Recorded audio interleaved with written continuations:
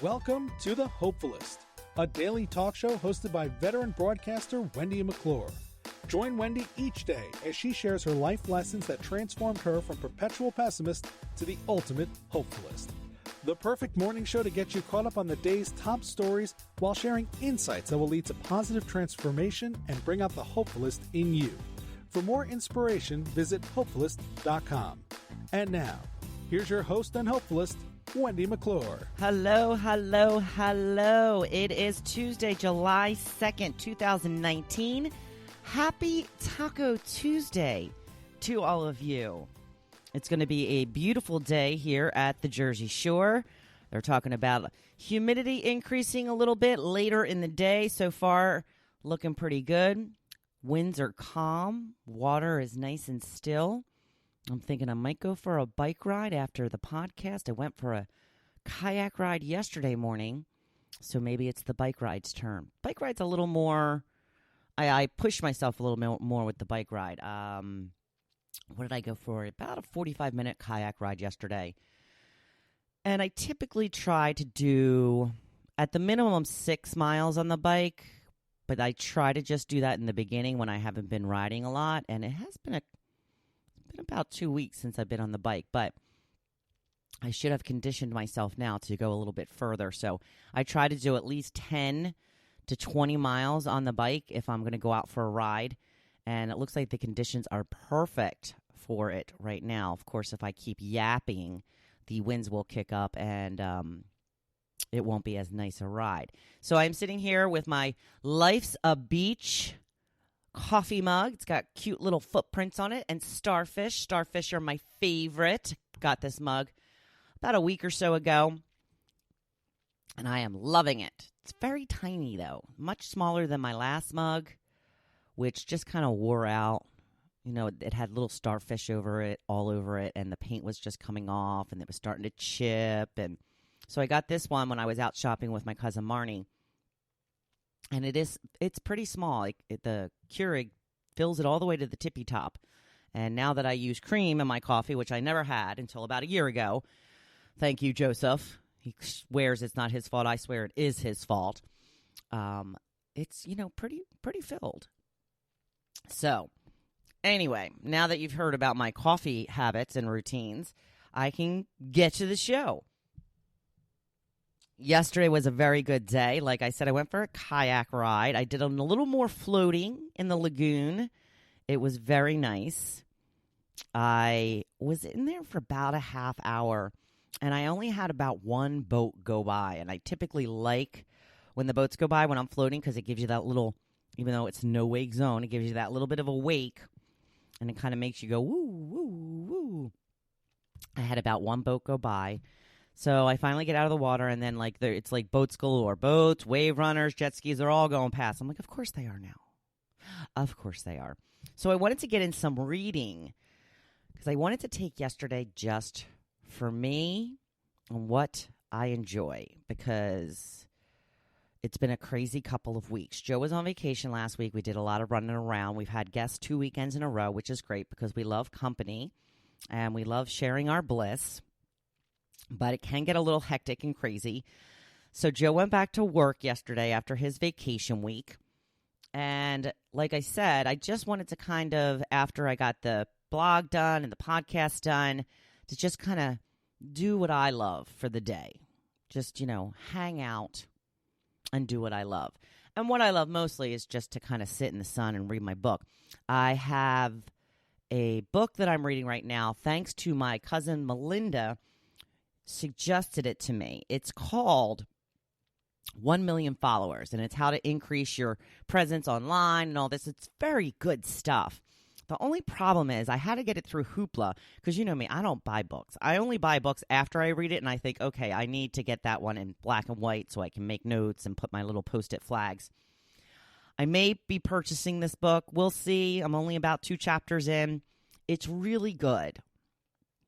But it's on this app called Hoopla, which is one of the library apps so that I'm not paying, I didn't have to pay for it. The problem with Hoopla is I can only download it to either my phone or my iPad, not to my Kindle. Now, I have a Kindle Paperwhite. so I can read outside, because that's where I do the majority of my reading in the summertime is outside. You cannot read an iPad in the sun. It can't be done. Just can't do it. So I had wanted to do that, but I couldn't. Like I said, big problems I have in my life. Poor woe is me. I can't read the book I want to read out in the sunshine all day long. See, this is what I do now. When I get annoyed with something, I make it ridiculous. And it kind of puts me in check. Oh, poor you. Yeah, you can't read your book out in the sun. It's a terrible life you lead. So you know what I did? I picked up the book that I've been reading for a little while, which kind of led me to my topic for the day, which is about classic novels. I had started this, and I do this a lot with the classics because they're not an easy read. Most classics are not an easy read. I always find classic novels to be very interesting, and when I'm done, I'm like, wow, that was a really great story. But they're almost never, like the kind of book I can't put down because they're written in a way that's kind of tough to absorb. So I've been trying to read Emma from Jane Austen. I have read most of Jane Austen's books, and I think I started with Jane Austen. I think the first, true classic that I ever read was Sense and Sensibility, which is mentioned in someone's favorites, which I will get to in a little bit. So I've been reading Emma, and it's really gotten very good all of a sudden. So I am really kind of into it now. So now I have to go back and forth. Do I want to do the 1 million followers book? Do I want to do the Emma book? And then I have another book that's on hold for me at the library. This is why I read so much. I spread myself too thin when it comes to books. Again, another horrible problem to have in this life. So I spent most of the day reading Emma yesterday. Now, I have read Sense and Sensibility. I have read... I can't even remember her books now. I had purchased one time from Kindle, I believe it was the entire complete works of Jane Austen for like $1.99. So I have every single book that has been published by her. I can't remember all of them now for some reason, but I do have to say that Persuasion, thus far, is my favorite. Something about that letter that man wrote, I don't even remember any of their names, to, the lead woman in the book was so powerful and so just brought out so much emotion in me. That's all I think about when I hear of Persuasion. And the only reason I read Persuasion is because it was in the movie The Lake House with Sandra Bullock. Yes, that is the reason that I read that book. Doesn't matter why you read it, as long as you read it. So Persuasion is probably my favorite Jane Austen novel. But I am reading Emma, and Jane Austen had said that she wanted to write a book about a character that nobody would like except for her. Now, granted, this was back in the 1800s in England, but I love her so far. She's a little spitfire. She says what she thinks. I think she's great. So we'll see how this unfolds. I'm at volume 2 and like chapter 8 or something. So there's 3 volumes to it. So I've got a little ways to go. So I'm going to talk about the topic, like I said, in just a little bit. That is what spurred the topic for me to ask you what your favorite classic novel is. So a couple of news stories I wanted to get to. Some weirdness going on in Texas. I know that it's not just in Texas, that there's weird, awful people everywhere, but these 2 stories happen to take place in Texas. The first story is a woman eats a cake that she got from the bakery department at Walmart while she's shopping. She picks up the cake and she starts eating it as she goes around the store shopping. Now, that's nothing unusual. Nobody's going to pay attention to something like that. Nobody's going to be like, oh, that's normal. Everybody walks around. Like, did she have a fork? Was she just picking pieces, like, with icing off the... And here's my other question. Was it just a normal cake that anybody can buy, or did she order a cake, like, with writing on it specifically for her? Because what ends up happening is she gets to the cash register and says, I'm not paying full price for this cake because it was half eaten. She claims that's the way it was when she picked it up. What? Are you freaking kidding me with this? First of all, it doesn't even matter if she ordered it or if she picked it up. Who would pick up a half-eaten cake and take it to the register and say, I'd like to buy this cake, but I'm not paying full price because it's half-eaten? Who would choose the half-eaten cake? Same thing if she did order it. When you go to pick it up, if it's half-eaten, you say, yeah, this cake is half-eaten. I'm not buying this. Go make me a new cake. People are so stupid. So stupid. And as stupid as that is, this next story is worse.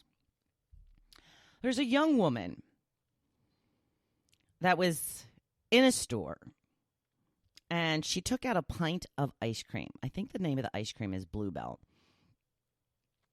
And she lifts the top off the ice cream, licks it, puts the lid back on, puts it back in the freezer.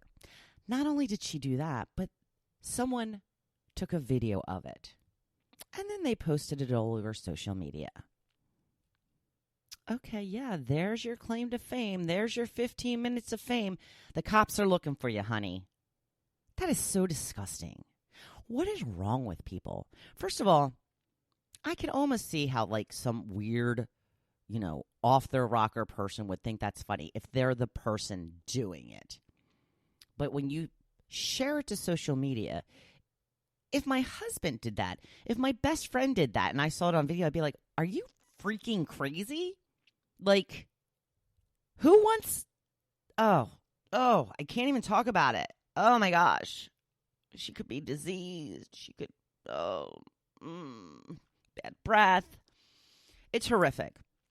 So what's going to happen now is we're going to have to start putting seals on everything. I know some ice cream has seals, some does not. Most of the ice cream we buy, we usually buy half gallons from the supermarket. Most of the brands we buy does not have a seal, which is a little odd because everything has a seal. But I think that that's going to kind of mess with the consistency of the ice cream. They say that it seals itself when it's vacuum packed into the container. I don't know. Somebody's got to ruin everything, right? I mean, I don't get it. What is wrong with people? Idiots. Stupidity. It's making me crazy. It's Jamaican me crazy. So I'm going to go back to the topic again. And, I feel like I just got done talking about the book. Now, I'm having an issue right now with my Facebook page. It does not want to... Oh, it's doing something funky. All right, here we go. All right, let's see if this works. Oh, my goodness. All right, that works. So now I'm going to get to my topic. Hopefulist page. Scroll down. Come on, Facebook. Don't let me down. All right, what is your favorite classic novel or one you've always wanted to read? Like I said, I brought this up because I am reading Emma by Jane Austen. Now, some of the people that mentioned books, because I didn't think I really had read a lot of classic novels. Turns out I have. I just forgot about a lot of them. Now, my ultimate number one favorite of all time, it's a big one, Gone with the Wind. You have to read Gone with the Wind if you love classics. If you love any book, it's just, that was one I could not put down. It wasn't written in that, English, kind of backwards way where you have to sit there and go, huh? Wait, what? Let me read that again. So, I have read Gone with the Wind twice. Yes, it is about 1,100 pages. But if you think about it, it's really kind of like just 3 books. So, would you read 3 books in a summertime? I'm probably thinking that you would, if you're a reader like I am. So, put in the time for Gone with the Wind. My favorite line from Gone with the Wind is not even in the movie, because in the movie, she just had one child with Rhett Butler. In the book, she has 2 other children before she marries Rhett Butler. Hence, my favorite line. So, if you ever want to undertake something massive, and it is massive, but like I said, break it down and to think about it about like 3 different books. It's not as bad. So Marcy says The Great Gatsby is my absolute favorite. I just